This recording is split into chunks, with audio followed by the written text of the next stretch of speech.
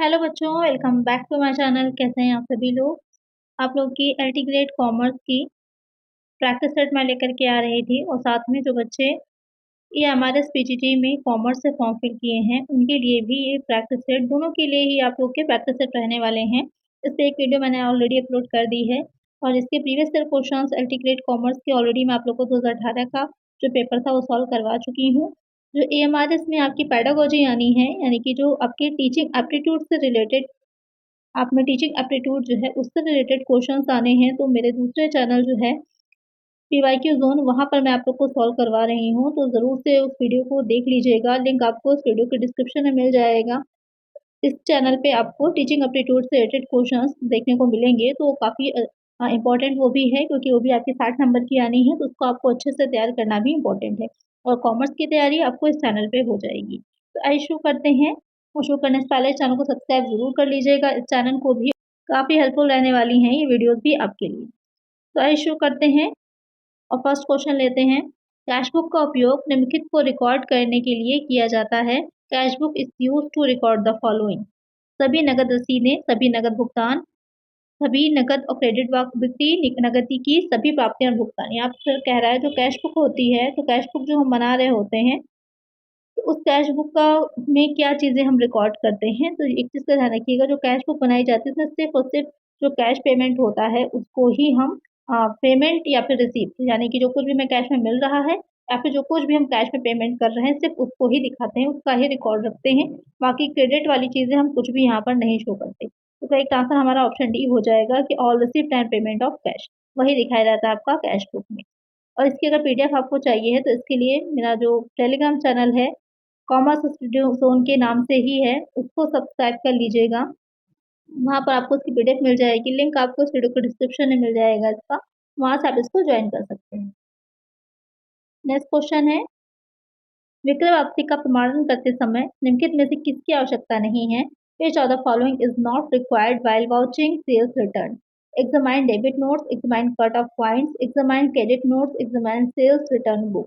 यहाँ पे क्वेश्चन क्या कह रहा है कि जो सेल्स रिटर्न होती है, यानी कि आपने कुछ सामान जो था वो बेचा था और उसको क्या हो रहा है, वो रिटर्न होकर आ रहा है, तो उसकी वॉचिंग आपको करनी, प्रमाणन करना है। प्रमाणन क्या होता है कि जो आपके पास रिसिप्ट होती हैं, उस रिसिप्ट से जो आपने एंट्रीज करी होती हैं, तो उससे मिलान किया जाता है आपस में, उसको हम वॉचिंग बोलते हैं, प्रमाणन कहना कहते हैं।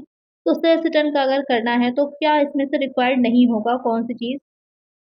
डेबिट नोट्स की जांच करना, अंकों में कटौती की जांच करना, क्रेडिट नोट्स की जांच करना, बिक्री रिटर्न बुक की जांच करना। तो हम किसकी जांच नहीं करेंगे क्योंकि क्वेश्चन ये कह रहा है, तो आप हम डेबिट नोट्स जो होते हैं उसकी जांच नहीं करेंगे क्योंकि जो डेबिट नोट होता है वो जो परचेज कर रहा होता है, परचेजर के द्वारा बनाया जाता है, क्रेता बनाता है, तो उसकी जांच हम नहीं करेंगे।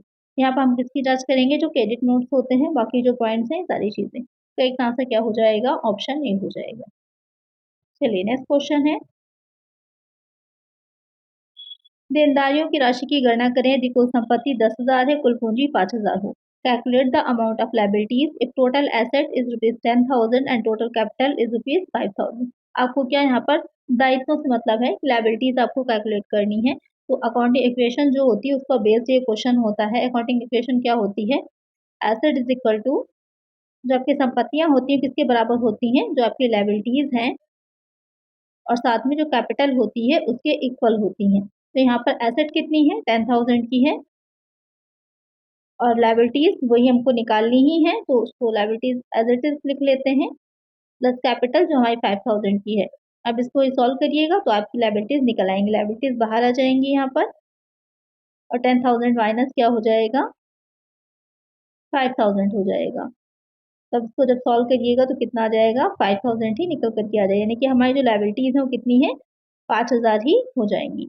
अब यहाँ पर करेक्ट आंसर क्या है? Option C. बहुत इजी सा क्वेश्चन था बच्चों वाला, ये तो बिना पेन पेपर के भी आप सॉल्व कर सकते हैं। इस तरह के क्वेश्चंस भी आपके एग्जाम में देखने को मिलेंगे, ये हमारे इसमें, और जो आपका एलटी ग्रेड वाला है बहुत ही इंपॉर्टेंट है, इसको ध्यान में रखिएगा। ये अकाउंटिंग इक्वेशन भी डायरेक्टली पूछी जा सकती है, जो अकाउंटेंट का पेपर है वहाँ पर तो डायरेक्टली वाली पूछी जाती है, क्योंकि आप सभी लोग जो कॉमर्स से हैं आप लोगों ने अकाउंटेंट में भी फॉर्म फिल जरूर किया होगा, और साथ ही आपका एमआरएस एलटी ग्रेड में भी फॉर्म फिल होगा। तो सारी चीज़ें हैं एक जैसी ही हैं, पढ़ना सभी कुछ है, आपको अकाउंटिंग इक्वेशन नहीं बदल जाएगी, चाहे अकाउंटेंट में पूछी जाए, चाहे एलटी कॉमर्स में हो या फिर आपका जो एमआरएस पीजीटी वाला है उसमें हो, या अभी केवीएस की जो आने वाली है उसमें भी, तो सारी ही चीज़ों की एक ही तैयारी आप कर सकते हैं, सब में आपका एग्ज़ाम जो होगा क्वालिफ़ाई हो जाएगा। आप लोग कमेंट करके बताइएगा कि किसमें-किसमें आप लोगों ने फॉर्म फिल किया है। चलिए नेक्स्ट देखते हैं इसमें। और अभी आपकी एक वैकेंसी और आरपीएससी की तरफ से आई है, जिसका नोटिफ़िकेशन मैंने आप लोग को वीडियोज़ पे एक अलग से बनाई थी, उसका नोटिफ़िकेशन भी टेलीग्राम चैनल पे मैंने जो है पीडीएफ उसकी अपलोड कर दी है।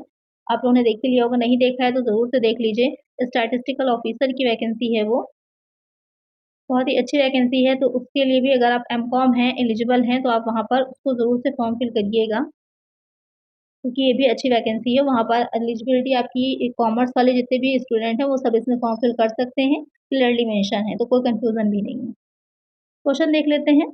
यदि पत्नी द्वारा लिया गया ऋण उसकी निजी संपत्ति से दिया गया मान लिया जाए तो ऐसे ऋण की स्थिति इस प्रकार होगी। If the loan from 5 is assumed to be given out of her personal property then position of such loan is like. Unsecured के टर्म में आ जाएगा, प्रेफरेंशियल के टर्म में जाएगा, फुली सिक्योर्ड में जाएगा, पार्टली सिक्योर्ड में जाएगा। क्वेश्चन क्या कह रहा है कि यदि पत्नी द्वारा लिया गया ऋण उसकी निजी संपत्ति से दिया गया मान लिया, यानी कि जो पत्नी से ऋण लिया गया था, पत्नी द्वारा जो ऋण लिया गया था तो उसे पर्सनल प्रॉपर्टी से ही लिया हुआ माना जा रहा है, तो वहाँ पर उसे हम किस तरह से देखेंगे या किस तरह के ऋणदाता में उसको हम क्रेडिटर में उसको हम शामिल करेंगे। तो यहाँ पर वो किस तरह का हो जाएगा, वो आपका हो जाता है, तो वो क्या कहलाते हैं, वो अनसिक्योर्ड क्रेडिटर्स ही कहलाते हैं। वो असुरक्षित ऋणदाता ही होगा, यानी कि पत्नी से अगर ऋण लिया गया है तो ये माना जाता है कि उसने जो दिया होगा वो घर से ही या अपने जो हस्बैंड हो उसी के पैसों से दिया है, या ये ऐसा अज़्यूम किया जाता है।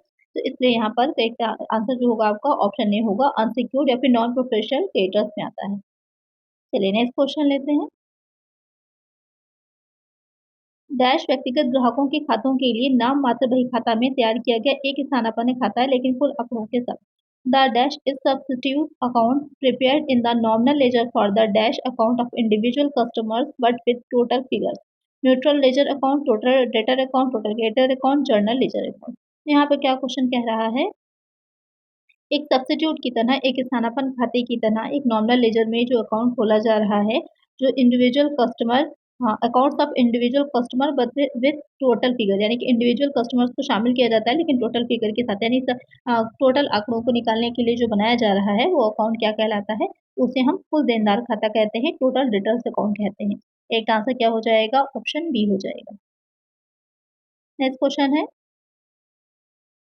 वह खाता जो व्यवसाय के स्वामी का प्रतिनिधित्व करता है, account which represent owner of the business. आहरण, लेनदार, फर्नीचर बिक्री। Drawing account, creditor, furniture cell.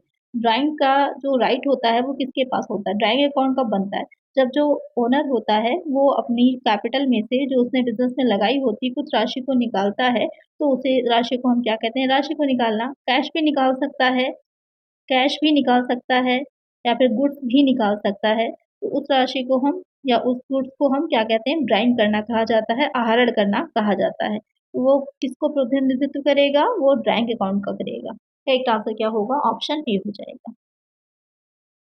चलिए नेक्स्ट क्वेश्चन है, लेखांकन में कौन सा खाते का प्रकार नहीं होता, which one is not type of account in accounting. ये तो बहुत ही इजी क्वेश्चन है, रियल, पर्सनल, सब्सटेंशनल, नॉमिनल। तो कौन सा नहीं होगा, जो सब्सटेंशनल है वो नहीं होगा, बाकी इन तीन ही तरह के अकाउंट्स आपके होते हैं। करेक्ट आंसर है ऑप्शन सी।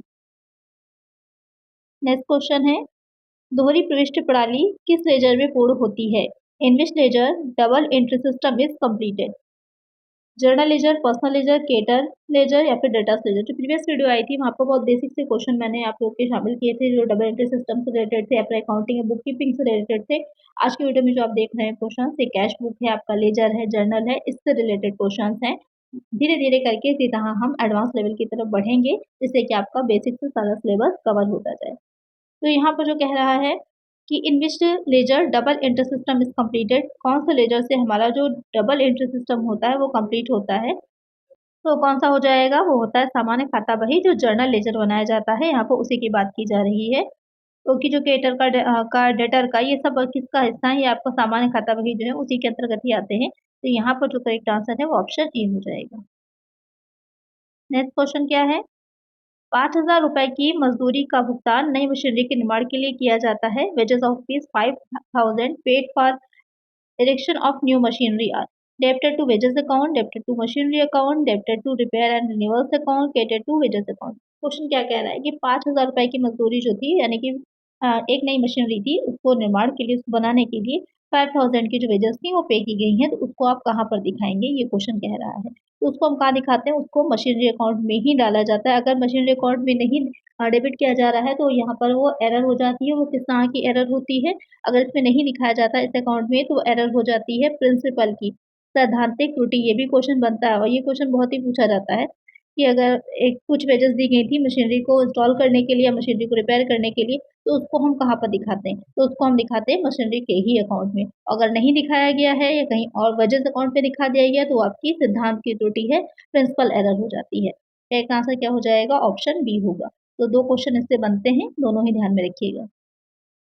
नेक्स्ट क्वेश्चन है, निम्नलिखित में से कौन सा वास्तविक खाता है? Which of the following is a real account?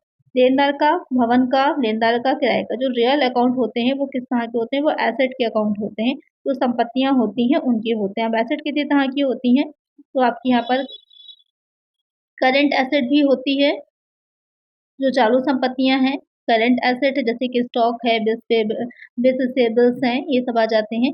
Fixed asset होती है जो मशीनरी है, बिल्डिंग है, वो सारी चीज़ें आ जाती हैं फिक्स्ड में। और इसके अलावा जो होती है टैंगिबल, इनटैंगिबल एसेट भी कहलाती हैं। फिक्टिशियस एसेट होती है जैसे कि गुडविल है, जिन्हें देख तो नहीं सकते लेकिन आपकी क्या है, एसेट तो होती ही है। या फिर कॉपीराइट है, ट्रेडमार्क है, ये सारी चीज़ें आ जाती हैं यहाँ पर। तो ये सब क्या है, ये आपकी एसेट में ही आती हैं। तो यहाँ पर जो कह रहा है कि कौन सा रियल अकाउंट है, तो यहाँ पर सीधी-सीधी बात है, भवन का खाता जो है, जो बिल्डिंग अकाउंट है, वो आपका रियल अकाउंट हो जाएगा। तो एक आंसर क्या है, ऑप्शन बी हो जाएगा। और जो किराया खाता है, ये हो जाएगा हमारा नॉमिनल अकाउंट में जाएगा, नाम मात्र का है। और जो डेटर है और क्रेडिटर्स अकाउंट है, ये किस तरह के, ये पर्सनल अकाउंट है। चलिए नेक्स्ट क्वेश्चन है, which of the following statements are true about ratio analysis? अनुपात विश्लेषण के बारे में निम्नलिखित में से कौन सा कथन सत्य है? तो इस तरह के क्वेश्चन भी आपके बन सकते हैं। थोड़ा सा डिफिकल्ट लेवल पे अगर जाएंगे तो इस तरह के क्वेश्चन भी देखने को आपको मिल सकते हैं, जहाँ पर कई एक तरह से कई स्टेटमेंट्स दे देगा, तो आपको ये बताना होगा इसमें से कौन कौन सा सही है। जब जैसे कि यहाँ पर अनुपात विश्लेषण के बारे में पूछा, रेशियो एनालिसिस जो होता है उसके बारे में पूछा है। तो ratio analysis is useful in financial analysis. अनुपात विश्लेषण वित्तीय विश्लेषण में उपयोगी होता है। करेक्ट है, बिल्कुल सही है ये वाला point. Ratio analysis is helpful in communication and coordination, बिल्कुल सही है। यहाँ पर ये सेकंड पॉइंट भी है, ratio analysis is not helpful in identifying week spot of the business. अब यहाँ पर कह रहा है कि अनुपात विश्लेषण व्यवसाय के कमजोर स्थानों की पहचान करने में सहायक नहीं, ये गलत हो जाएगा। बिल्कुल सहायक होता है फाइनेंशियल स्टेटमेंट के एनालिसिस करने में, क्योंकि इसमें बहुत तरह के रेशियोज निकाले जाते हैं। यहाँ पर आपके प्रॉफिटेबिलिटी रेशियोज होते हैं, जो लिक्विडिटी रेशियोज होते हैं, एक्टिविटी रेशियोज होते हैं। तो उनसे हमको ये पता चल पाता है कि कहाँ-कहाँ पर क्या गलत है या कहाँ पर सुधार की नीड है, कौन-सा रेशियो नीचे जा रहा है, कम हो रहा है, तो उसको हमको सुधारना है। तो वो सारी चीज़ें हमको ईज़िली इससे पता चल पाती हैं, तो ये वाला पॉइंट गलत बता रहा है। थर्ड ये डी वाला हो जाएगा कि ratio analysis is helpful in financial planning and forecasting. अनुपात विश्लेषण वित्तीय योजना और पूर्वानुमान में सहायक होता है, बिल्कुल सही है। तो ए, बी और डी वाले पॉइंट करेक्ट है, सी वाला गलत हो जाएगा। तो करेक्ट आंसर है ऑप्शन ए। इस तरह के क्वेश्चंस में ये होता है कि कभी-कभी जरा सी मिस्टेक से आपका आंसर गलत हो जाता है, तो आपको ये चारों पॉइंट ही पता होंगे, तभी आप इसको सही से सॉल्व कर पाएंगे। करेक्ट आंसर है ऑप्शन ए। लेकिन इस तरह के क्वेश्चंस भी पूछे जा सकते हैं, क्योंकि अब जो ट्रेंड आ रहा है क्वेश्चंस का, तो उसमें ऐसे क्वेश्चंस भी पूछे जा रहे हैं। नेक्स्ट है, निम्नलिखित में से कौन सा लाभ और हानि खाते में व्यय के अनुक्रम का हिस्सा है? Which of the following is a part of sequence of expenses in profit and loss account? Financial and other expenses, selling and distribution, office and administrative, या फिर all of these? क्वेश्चन यहाँ पे जो कह रहा है कि जो प्रॉफिट एंड लॉस अकाउंट बनाया जाता है, उसमें जो आपका एक्सपेंसेस का एक क्रम होता है, उसका हिस्सा जो है वो कौन सा रहेगा? तो यहाँ पर financial, other, selling and distribution, office and administrative, यहाँ पर सारे ही आ जाते हैं इसमें। तो करेक्ट आंसर यहाँ पर ऑप्शन डी हो जाएगा। ये सारे ही जो होते हैं वो आपके प्रॉफिट एंड लॉस में ही, ये सारे इनडायरेक्ट एक्सपेंसेस होते हैं और ये सभी आपके पी&एल में दिखाए जाते हैं। जो ऐसे एक्सपेंसेस होते हैं जो डायरेक्ट होते हैं, वो किसका हिस्सा होते हैं? वो ट्रेडिंग अकाउंट का या फिर मैन्युफैक्चरिंग अकाउंट जो बना रहे हैं आप, उसका हिस्सा बनते हैं। और जितने भी आपके इनडायरेक्ट वाले होते हैं वो सब पी&एल में जाते हैं। चलिए नेक्स्ट क्वेश्चन है, लाभ और हानि विनियोग खाते में कौन सी वस्तु दर्शाई जाती है? Which item is shown in P and L appropriation account? Dividend declare discount on issue of shares, non operating expenses, current asset. जो पीएनएल अप्रोप्रिएशन अकाउंट बनाया जाता है, ये आपका साझेदारी में बनाया जाता है पार्टनरशिप में, तो उसमें हम कौन सी चीज़ें दिखाते हैं, ये क्वेश्चन पूछ रहा है आपका। तो वहाँ पर जो डिविडेंड डिक्लेयर किया गया है उसको दिखाया जाता है। एक आंसर है ऑप्शन ए। परक्राम में लिखित अधिनियम के अनुसार विनिमय का बिल आमतौर पर तैयार किया जाता है। According to the negotiable instrument act, a bill of exchange is generally drawn by bank on the creditor, creditor on the bank, creditor on his debtor या फिर डेटर ऑन हिज क्रेडिटर। जो परिक्राम में लिखित यानी कि जो नेगोशिएबल इंस्ट्रूमेंट एक्ट होता है, अ bill of exchange is generally, जो बिल ऑफ एक्सचेंज बनाया जाता है, विनिमय का बिल होता है, वो किस पर तैयार किया जाता है, ये क्वेश्चन पूछ रहा है। तो वो किस पर तैयार किया जाता है? लेनदार जो होता है वो अपने देनदार पर, क्रेडिटर ऑन हिज डेटर पर तैयार करता है। करेक्ट आंसर क्या हो जाता है? ऑप्शन सी हो जाएगा। चलिए नेक्स्ट क्वेश्चन लेते हैं। सेल्फ बैलेंसिंग लेजर प्रणाली के अंतर्गत लेजर खाते तैयार किए जाते हैं। Under self balancing ledger system ledger accounts are prepared. 5 4 3 2। यहाँ पर कह रहा है जो सेल्फ बैलेंसिंग लेजर सिस्टम होता है उसमें कितने तरह के लेजर अकाउंट जो होते हैं वो प्रिपेयर किए जाते हैं। तो इसमें मेनली 3 तरह के लेजर अकाउंट जो होते हैं वो प्रिपेयर किए जाते हैं। कौन कौन से आप स्क्रीन पर देख ही रहे हैं, उसको अलग से नोट कर लीजिएगा, कहीं पर एग्जाम में आपसे पूछा जा सकता है उनका नाम भी, तो आप वहाँ पर नाम भी इजिली उनके बता पाएंगे। एक आंसर है ऑप्शन सी। चलिए नेक्स्ट क्वेश्चन है। किसी विशिष्ट उद्देश्य के लिए प्राप्त कोई भी दान है। Any donation received for a specific purpose is a liability, asset, revenue received, capital received. तो क्वेश्चन यहाँ पे क्या कह रहा है कि any donation received for a specific purpose, यानी किसी विशेष पर्पस के लिए, कोई स्पेशल उद्देश्य के लिए कोई भी धन की प्राप्ति हो रही है, तो उसे हम किस तरह की उसमें रखते हैं। तो प्राप्त हो रहा है तो आयगत होगा या पूंजीगत होगा, संपत्ति होगा, या फिर आपके लिए दायित्व की तरह है। तो ये क्या हो जाता है? ये पूंजीगत प्राप्ति होती है, कैपिटल रिसिप्ट होती, क्योंकि जो बार बार नेचर की हो रही है, यानी कि बार बार जिस जो आपके पास धनराशि आ रही होती है वो आपकी सारी रेवेन्यू में जाती है। लेकिन जो एक बार हो रही है, जो लॉन्ग टर्म में एक टाइम के लिए हो रही है, स्पेसिफिक हो रही है कोई, तो वो होती है आपकी कैपिटल। तो करेक्ट आंसर क्या होगा? ऑप्शन डी हो जाएगा। नेक्स्ट क्वेश्चन है। दान में सामान देने पर निम्नलिखित में से किस खाते में धन जमा किया जाएगा? विच of the following account will be created on giving goods in donation. यानी कि जब आप जो गुड्स होंगी उसको डोनेट कर रहे हैं, डोनेशन में दे रहे हैं, तो यहाँ पर कौन सा अकाउंट को आप क्रेडिट करते हैं? सेल्स अकाउंट को, परचेज अकाउंट को, डोनेशन को, या फिर कैश अकाउंट को। तो यहाँ पर कौन सा अकाउंट जो होगा वो आपका क्रेडिट किया जाएगा, तो वो हो जाता है परचेजेस अकाउंट हो जाएगा। एक आंसर क्या हो जाएगा? ऑप्शन बी होगा। परचेज अकाउंट जो होता है उसको हम क्रेडिट करेंगे। यहाँ पर सिंपल सा एक रूल आपको आपको पता ही होगा, जो आने वाली गुड्स हैं, तो गुड्स क्या है, यहाँ पर कौन सा अकाउंट हो जाता है? रियल अकाउंट हो जाता है। तो आने वाली जो संपत्ति होती है, जो भी एसेट आ रही है वो डेबिट हो जाती है, जो भी एसेट जा रही है वो क्या हो जाती है? क्रेडिट हो जाती है। तो यहाँ पर गुड्स ना लिख करके परचेज लिखा जाता है, इसलिए परचेज अकाउंट क्रेडिट किया जाता है। एक आंसर है ऑप्शन बी। अगर आपको ये सारे इसके रूल्स याद होंगे अच्छे से, तो कोई भी एंट्री आपसे पूछ ली जाए, अगर आपको नहीं भी आता है कि कैसे की जाएगी, तो भी आप इजीली निकाल लेंगे। नेक्स्ट क्वेश्चन है। लेन-देन को रिकॉर्ड करने की प्रक्रिया में रकम और खातों की अनजाने में चूक या भूल को आमतौर पर के रूप में जाना जाता है। अनइंटेंशनल ओमिशन और commission of amounts and accounts in the process of recording the transactions are commonly known as frauds, financial statement, scams, error. तो क्वेश्चन यहाँ पे क्या कह रहा है कि लेन-देन में रिकॉर्ड करने की प्रक्रिया, यानी कि जब आपने कोई ट्रांज़ैक्शन किया तो वहाँ पर रिकॉर्डिंग जब कर रहे थे, तो वहाँ पर रिकॉर्डिंग करने में कैश में या फिर आपने कोई एक खाता था जिसमें दिखाना था, उसमें दिखाने की बजाय कहीं पर और दिखा दिया, तो वहाँ पर आपने एक गलती कर दी।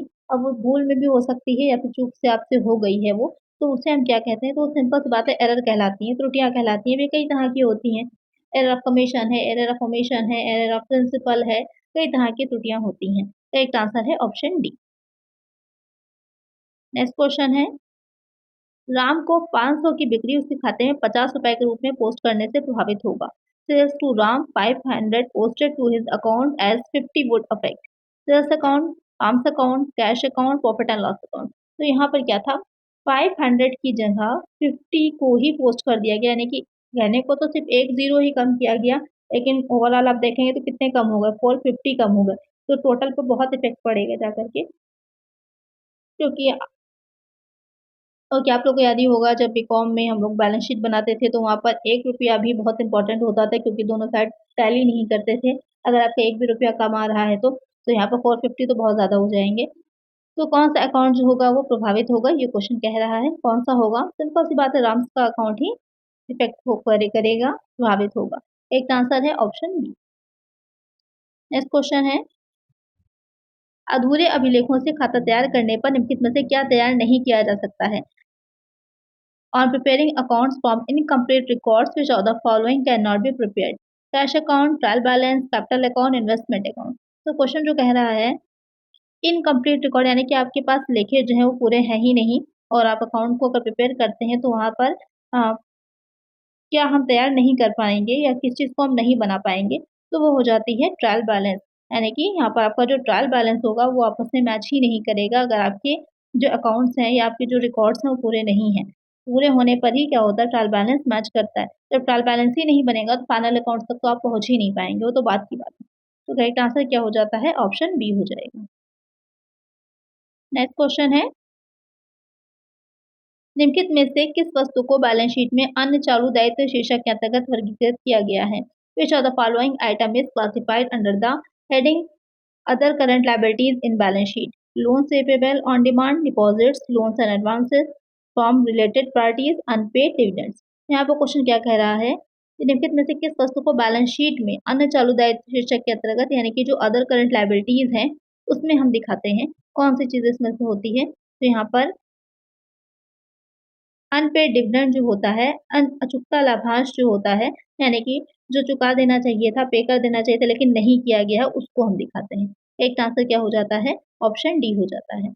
ये लोन्स रिपेबल ऑन डिमांड है, ये सब तो आपको लोन्स वाले में जाएगा। डिपॉजिट्स जो होते हैं वो यानी कि आपने जो जमा किया है वो भी उसमें जाएगा। लोन्स एंड एडवांसेस ये तीनों ही एक में जा रहे हैं। जो अचूकता लाभांश है वो आपका अदर करंट लायबिलिटीज में जाएगा। चलिए नेक्स्ट क्वेश्चन है, अंतिम स्कंध को बैलेंस शीट में नीचे दिखाया गया है। Closing inventory is shown in balance sheet under fixed asset में, करंट लायबिलिटी में, मिसलेनियस एक्सपेंसेस में। जो क्लोजिंग इन्वेंट्री होती है, जो बैलेंस शीट में हम दिखाते हैं, स्टॉक की राशि आप देखते हैं वो क्लोजिंग स्टॉक ही होता है, आपका क्लोजिंग इन्वेंट्री ही होती है। तो यहाँ पर उसे हम करंट एसेट के अंतर्गत दिखाते हैं क्योंकि वो आपका क्या है, करंट एसेट होती है। एक आंसर है ऑप्शन बी। नेक्स्ट क्वेश्चन है, Messrs Shyam private limited follows financial year for accounting the company in the beginning of the year on 1 April 2017। कोई भी डेट यहाँ पर दे रखी हो सकती है। Purchase the new machinery for 2,50,000 and the installation charges for 5,000 with an estimate scrap value of 10,000 and estimated life of 5 years. What will be the depreciation for the year? यहाँ पर आपको स्ट्रेट लाइन मेथड से यानी कि सीधी रेखा पद्धति से निकालना है कि डिप्रिसिएशन कितना होगा। बहुत ही अच्छा इंपॉर्टेंट क्वेश्चन है, इस तरह के क्वेश्चन आपके एग्जाम में पूछे जा सकते हैं। तो यहाँ पर डिप्रिसिएशन निकालने के लिए क्या होता है कि आपकी जितने की मशीनरी दे रखी हो कि स्ट्रेट लाइन मेथड से है तो हर वर्ष का एक ही निकल करके आएगा, उसमें चेंजेस नहीं होंगे। तो यहाँ पर जो इंस्टॉलेशन चार्जेस हैं उसको ऐड कर दीजिए कॉस्ट में, और जो आपके स्क्रैप वैल्यू दे रखी है उसको यहाँ पर लेस कर दीजिए 10,000 की। अपॉन में जो लाइफ साइकिल उसका जो दे रखा होगा, कितनी दे रखी है, 5 ईयर्स की दे रखी है, उसको लिख लीजिए। अब यहाँ पर इसको सॉल्व करेंगे तो 5,000 ऐड हो जाएगा, 10,000 लेस हो जाएगा, कितना आएगा, 2,45,000, 2,45,000 आ जाएगा, अपॉन में 5 आ जाएगा। इसको सॉल्व करिएगा तो कितना आ जाएगा, यहाँ पर 4 टाइम जाएगा, उसके बाद 9 टाइम जाएगा, तो 49,000 निकल करके आ जाएगा। और डिप्रिसिएशन कितना हो गया हमारा स्ट्रेट मेथड से, 49,000। करेक्ट आंसर है ऑप्शन बी। आपको मेथड अगर पता होगा तो बहुत इजी हो जाता है। इंस्टॉलेशन चार्जेस जो होते हैं वो ऐड कर दीजिए कॉस्ट में, जो उसके अलावा एक्सपेंसेस जो हुए हैं वो सारे क्या होंगे, लेस कर दीजिए। स्क्रैप वैल्यू दे रखी है तो उसको हम घटा देंगे, अगर से सेल कर दिया गया है कुछ हिस्सा तो उसको भी हम लेस कर देंगे। उसके बाद जितनी भी उसकी लाइफ दे रखी होगी उससे डिवाइड कर दीजिए, आपका आंसर निकल आएगा। एक आंसर है यहाँ पर हमारा ऑप्शन बी। तो इस तरह के न्यूमेरिकल क्वेश्चन भी पूछे गए हैं एलटी ग्रेड में, तो इतने ही इजी लेवल के क्वेश्चंस आपके आए हैं। नेक्स्ट है, एक बैंक समाधान विवरण समाधान करता है। A bank reconciliation statement reconciles cash book and net profit, creditors ledger with the debtor ledger, cash book with petty cash book, cash book bank column with the passbook. जो bank reconciliation statement तैयार किया जाता है तो इसलिए किया जाता है कि कभी-कभी जो कैश बुक आप में जो आपका बैंक कॉलम होता है, ध्यान रखिएगा कैश बुक का, यहाँ पर जो कैश बुक हम बना रहे होते हैं उसका जो बैंक कॉलम होता है और जो हमारी पासबुक होती है, कभी-कभी क्या होता है उसमें आपस में डिफरेंस होता है। तो उन दोनों के डिफरेंस को दूर करने के लिए क्या बनाया जाता है, हमारा बैंक रिकंसिलिएशन स्टेटमेंट तैयार किया जाता है। इसे कि शॉर्ट में क्या कहते हैं, BRS भी लिखा हो सकता है आपके एग्जाम में।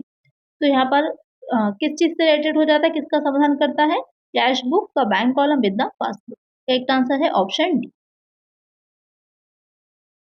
नेक्स्ट क्वेश्चन है, निकट भविष्य में व्यवसाय न बेचने के व्यक्ति सम्मिलित है। The expression of not to sell business in near future is included in the necessity concept, conservatism concept, accrual concept, going concern concept.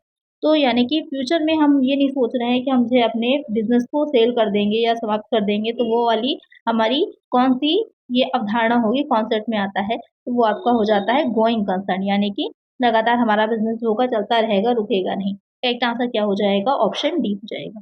तो आज के वीडियो में हमने 25 क्वेश्चंस को सॉल्व किया। आई होप आपके सारे क्वेश्चंस अच्छे से समझ में आए होंगे।